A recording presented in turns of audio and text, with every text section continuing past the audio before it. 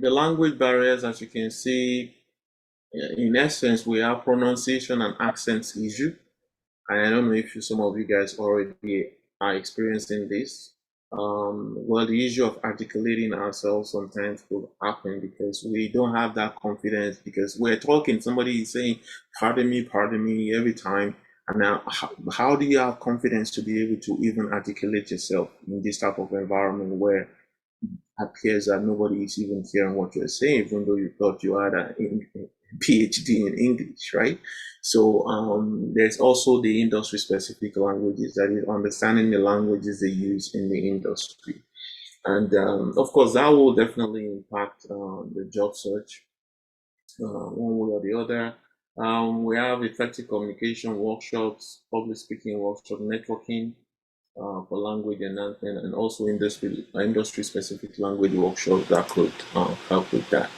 So I think this is the part that I would also like to hear from people who have either gone through this or gotten some solutions through some of the workshops that we have had before.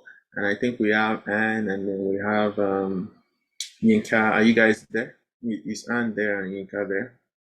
If you can quickly share with us in terms of the effective communication workshops that you guys have attended.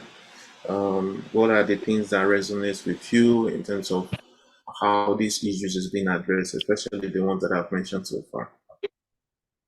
I'm incredibly scared.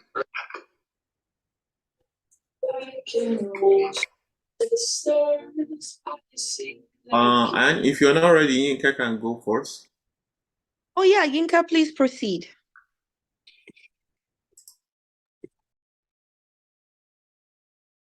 Is Yinka there? Hi, everybody. Okay.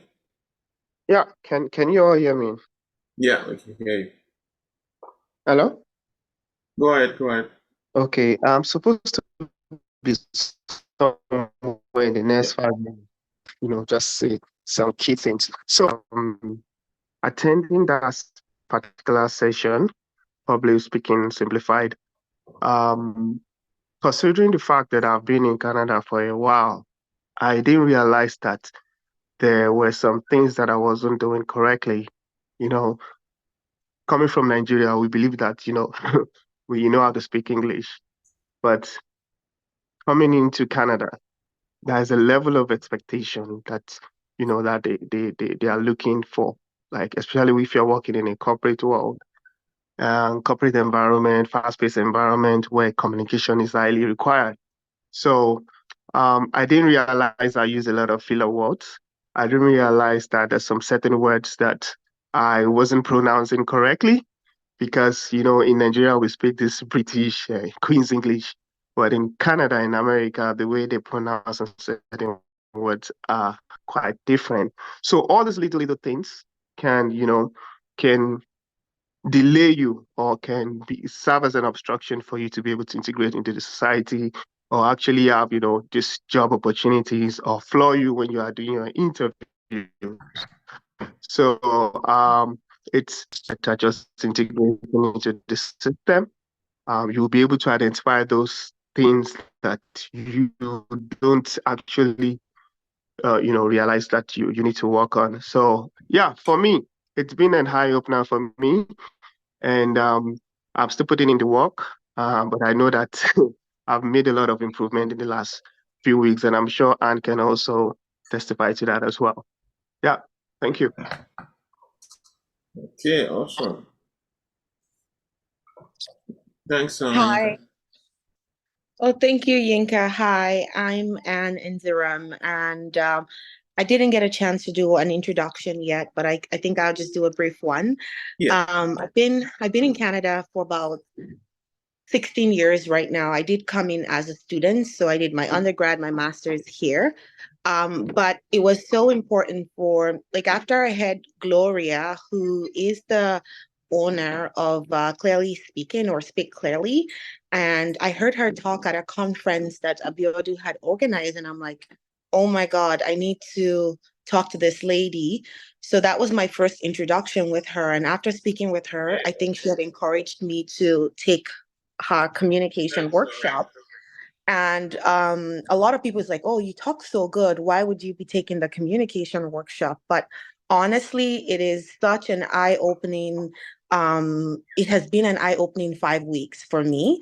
I think the most important thing is also being so intentional when you speak.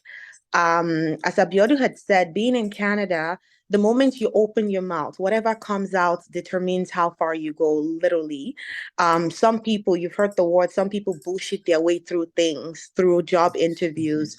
And that's just because they just know the right words to say. So I would highly recommend, it is a good investment. It's not expensive. No matter how good your English is, she really talks more on like accent reduction. It was also interesting for her to point some words that I thought I was saying correctly all this while. She's like, no, this is not how you say this word.